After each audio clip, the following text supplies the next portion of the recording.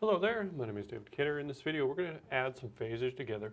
We're going to do the most basic type, which will be in quadrant 1. So I've got two different phasors here. Well, really I've got three. I've got E total as my reference at 0 degrees, and I have I1, which is 20 amps at 0 degrees, and I've got I2, which is 30 amps at 60 degrees. So what I'm going to do is I'm going to add my two amperages together, I1 to I2, and figure out what the total current in that circuit is. And so I'll have to use phasor addition in order to make that happen. So first thing I want to do is just simply plot out my phasors onto my HV chart. Remember, this is a simple chart that takes each phasor and plots its horizontal component, which is a cos function, and the vertical component, which is the sine function. All right, so this is what we got to do. We got to take this I1 here, put it in here. So I1 is 20 amps at 0 degrees. And we take I2, which we have in yellow, and that is I2 is 30 amps at 60 degrees. All right, so what we want to do is take 20 amps times the cos of 0 degrees. And when we do that, we find that we have a total of 20 amps on the horizontal, which of course makes sense. This is our entire phasor here, right at 0 degrees. So we'd expect everything to be in the horizontal.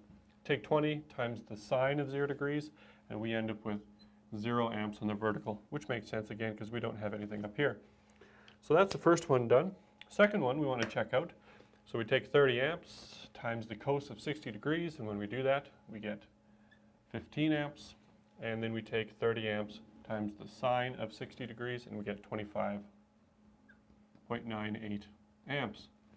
All right, so we've got the two phasors now broken up into their horizontal components and their vertical components. All right, so all we got to do then is add them together because now they're in the same direction, horizontal and horizontal, vertical and vertical. Okay, so we're going to get our total. Total in this case is going to be 35 for the horizontal, and all we have here is 25.98 amps. All right, so we've got our two components. So what we really did was we made a new kind of a triangle, if you want to look at it that way, with a base of 35 and a vertical of 25.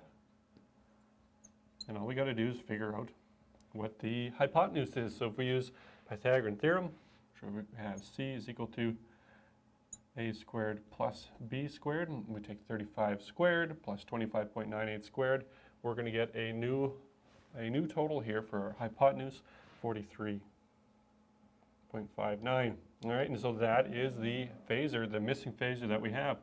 We'll call that I total. It's 43.59 amps. All right, so we've got the length. So that's part one of a phasor. What we also need then is the angle. So what I would use is my tan function, for example.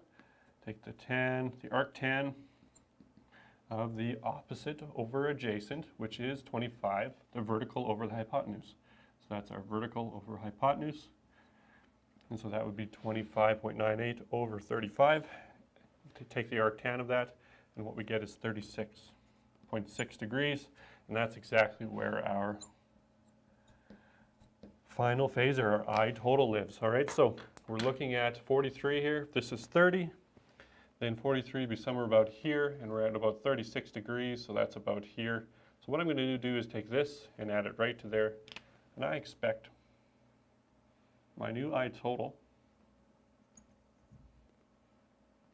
to be somewhere right about there.